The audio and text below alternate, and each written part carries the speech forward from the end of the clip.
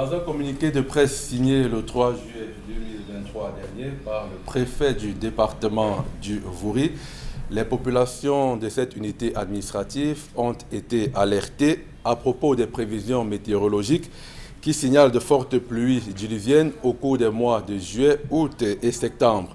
Celles-ci occasionneront à coup sûr de nombreuses inondations ça et là dans les différents quartiers de la ville de Douala. Par ailleurs, écrit Benjamin Boutou, il est à craindre des éboulements et des glissements de terrain sur les sites constitués de ravins au sol sablonneux. Face à ces risques, le préfet recommande aux populations de rester vigilantes, de s'abstenir d'occuper des zones ainsi énoncées, de se mettre rapidement à l'abri en cas d'inondation, de cesser d'obstruer les caniveaux et les drains à travers nombre d'activités souvent décriées. C'est ce dernier aspect qui nous intéresse singulièrement ce matin, la situation des caniveaux et des drains dans la ville de Douala.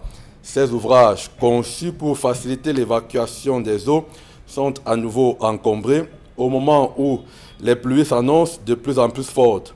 Lorsqu'on sillonne les artères de la ville, des quartiers dits huppés aux quartiers populeux, les caniveaux et drains présentent le même visage. Les canalisations sont bouchées, l'eau circule à peine. Détritus de tout genre, vieilles boîtes de conserve, bouteilles en plastique et d'autres déchets y ont fait leur lit. Les odeurs nauséabondes qui s'en dégagent sont à peine supportables. Ces ouvrages sont devenus de grands dépotoirs. On y trouve des carcasses de voitures, des vieux moteurs et tout genre de déchets. Par ces temps de forte averse, quand il pleut, les conséquences sont sans pitié. Divers secteurs sont complètement inondés.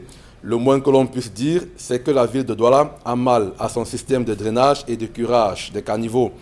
La mise en garde du préfet du département du Vouri semble être prise à la légère. Et on appréhende déjà, comme chaque année, le retour de graves inondations quand les pluies atteindront leur plein régime. Les équipes d'hygiène et de salubrité sont invisibles sur le terrain. Pas d'engins et d'équipements appropriés pour assurer ces tâches. Les drains et caniveaux suffoquent sous le poids des immondices. Quand bien même des actions ponctuelles sont menées par les services d'hygiène des mairies, elles se font avec la désinvolture la plus totale. Sinon, comment comprendre que l'action des agents des mairies, des curés, des drains et caniveaux consiste simplement à dégager la saleté et abandonner le fruit de leur besogne sur la chaussée, avec l'autre conséquence d'obstruer considérablement cette chaussée, qu'on soit à Bonapriso ou à Akwa, à Bepanda ou à Dorbon, à Noubel ou à Dorpassi. La liste est loin d'être exhaustive. On assiste au même désagrément. Les chaussées sont envahies de mottes de terre. Ces amas qui se taillent la part du lion sur les chaussées et envoient balader les usagers. Il est plus qu'urgent de gérer cette situation avant que le pire n'arrive. On a souvent vu des initiatives privées qui se heurtent malheureusement à l'absence d'une volonté réelle des municipalités d'en découdre avec cette affaire.